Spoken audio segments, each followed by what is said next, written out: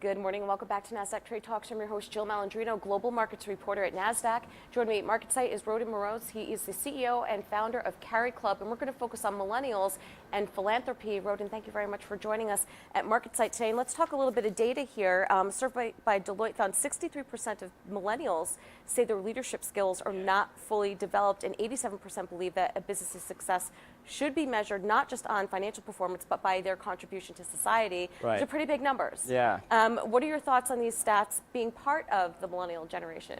So it's really interesting because it's something that's a reoccurring theme. Millennials really want to get involved, and they kind of expect companies to help them find that, and they really expect the companies to be part of that discovery process of getting really being involved in social impact.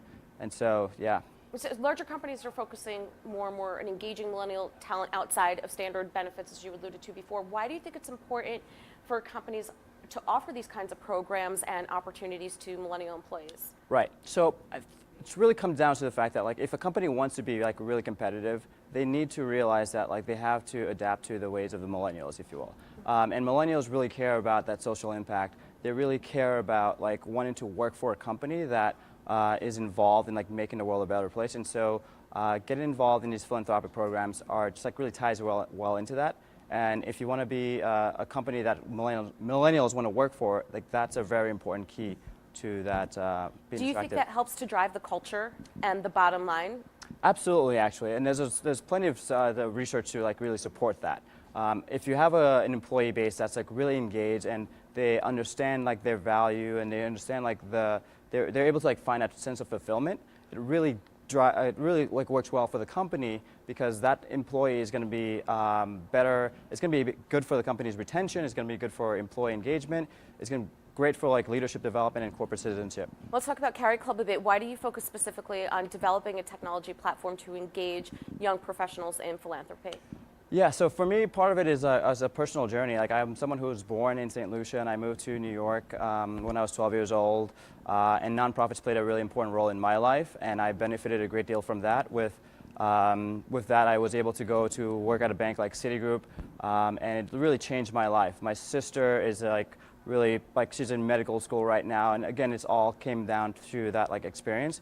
And for me, it's really about trying to make it easy and accessible for millennials who, by and large, really care about making an impact and getting involved, really making that more accessible for them. All right, and why is it important for young professionals to join an associate board? First of all, tell us what an associate board is and why to be active. Sure. So an associate board is really trying to, it's nonprofits, they're trying to find a way to engage millennials.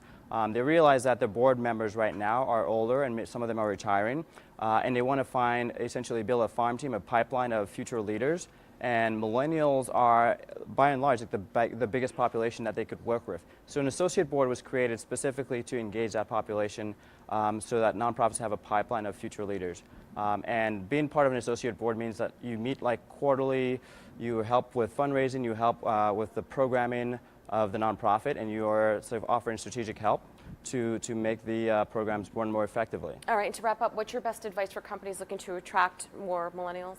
I'd say the biggest thing is to not focus on the stereotypes that you hear about millennials, really focus on millennials as they are. And the biggest thing for them is that they want to feel that they're working for a company that is making the world, that really cares about the social impact and not just talking about it. So companies that really walk the walk. And so that's by far the biggest thing that companies need to focus on. And you don't need to take my word for it. Deloitte, actually one of our clients, they have plenty of research to support all of this, and it's all available.